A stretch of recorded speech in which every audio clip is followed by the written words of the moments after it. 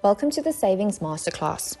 Hopefully by now you've realized a bit of a profit with your Benango business. So, this is a good time to revisit the topic of needs and wants. Whether you make money from starting your own business or receive a weekly allowance from your parents for doing chores around the house, you have a choice on how or what you're going to do with that money. You might decide to spend it immediately, maybe at the tuck shop, or you might decide to save or invest it so it can grow and you can buy something later. The joy gained from spending it immediately is usually short-lived. Maybe you've bought some sweets or a cheaper toy, but it doesn't last very long, and generally you have nothing to show for your hard-earned money. However, if you have the patience and the perseverance to save or invest it and let it grow, it might surprise you what you'd be able to buy a little bit later.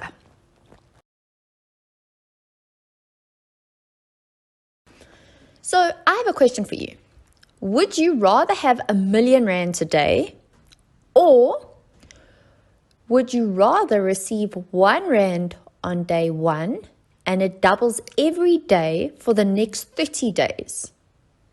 Which one do you think will give you more money? Every successful investor must begin by understanding the difference between saving, investing, and speculating. If you get those confused, you run the risk of losing a lot of money. Let's start with saving. Saving can be defined as the process of setting money aside in order to make a purchase a short time in the future, typically under 3 years. The most important element when it comes to saving is the safety of your money. You don't want the value of your savings to fluctuate because you'll need all of it to make your purchase. There are several options available to help you save money: savings accounts, money market accounts, and certificates of deposit, for example. Unfortunately, as a trade-off for protecting your money, saving typically pays interest at a rate that is just a bit higher than inflation. If you want to earn more than that, you'll have to look to investing. Unlike saving, investing is a long-term process. It often involves committing a portion of your money to owning a share of a business, with the expectation that you'll receive a higher return than inflation.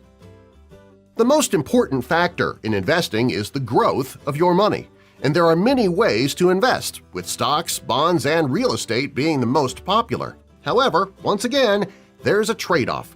While investing typically offers better returns than saving, it also carries more risk, as the value of your investment bounces up and down, at least when looked at in the short term. To be a successful investor, you must invest your money for at least 3 years. That's because, over longer periods, the value of your money will appreciate enough so that even if the value of your investment falls over a short period of time, it will still be higher at the end of the period than it would have been if your money had been sitting in a savings account. So, to sum up, save to protect your money, invest to grow your money, speculate to gamble your money.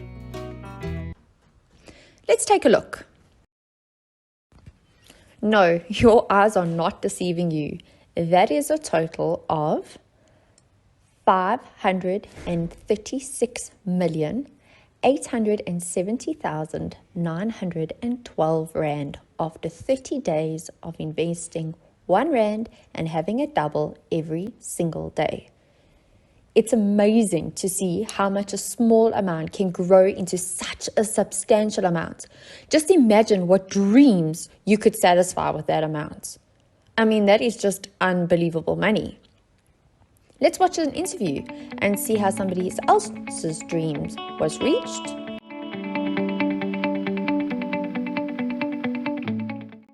So I started working at the bakery last year, August, and the whole plan when I started working there was to save the tips that I get for my travels.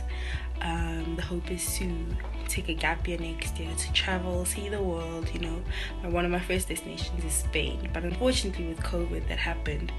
Things are kind of put on hold, but the plan is to keep on working there and save, and when things clear up, then I can go. By saving your money in the bank, you can earn interest. Different banks offer a variety of savings options and solutions with different terms and interest rates. It is worth investigating where you will receive the highest return. In other words, where will your money grow and accumulate the best? A savings account is the most well-known savings product. The advantage of having a savings account is that you can withdraw the money immediately if you need it, but usually the interest earned is not that much. With some savings products, you can earn really high interest, but then you have to be prepared to leave your money there for a longer period of time. There is usually a fixed period that you would not be allowed to withdraw that money, or you would have to give notice to withdraw it. So a better solution would be to invest money for 10 years, that you cannot draw that money within 10 years, or you could have another solution where you can give 24 hours notice and you can receive that money.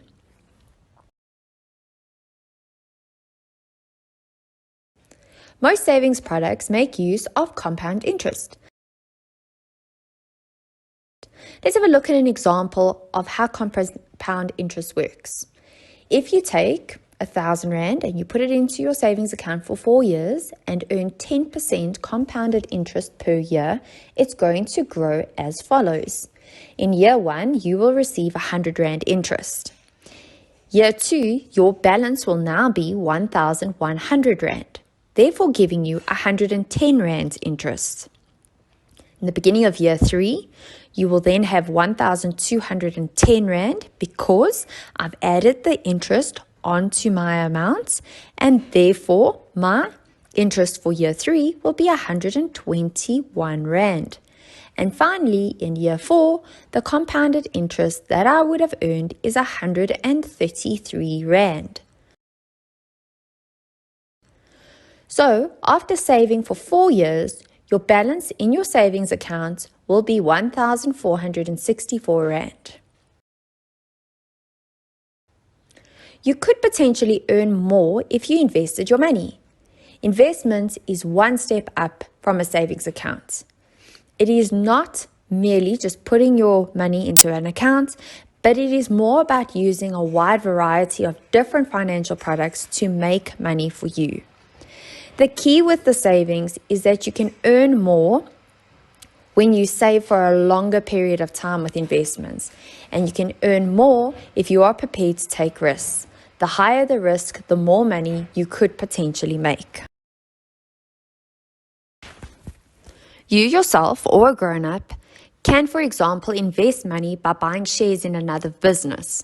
If the business that you've invested in does really well, you might see your money grow very quickly, and you will receive some of that business's profits in the form of a payout, which we call dividends.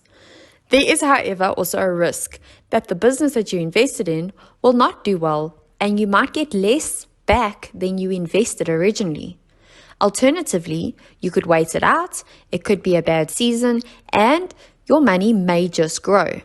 Just like with savings, there are many different other options that you can look at and different types of investments that you could maybe put cash in. So the next example we're going to look at is the money market. Your money, together with the money of other investors, is put together and lent out to big institutions at a fixed interest rate.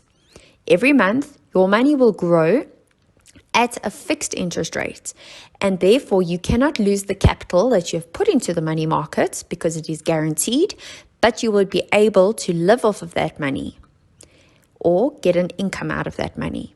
With a property investment, your money is used with the other people's money to invest in property that is expected to grow in value and at a later date can be sold at a profit.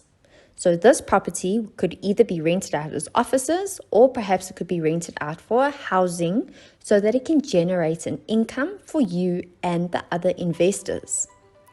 If you choose to invest your money, it is always wise to take the biggest risks when you are younger and not to invest all your money in one product.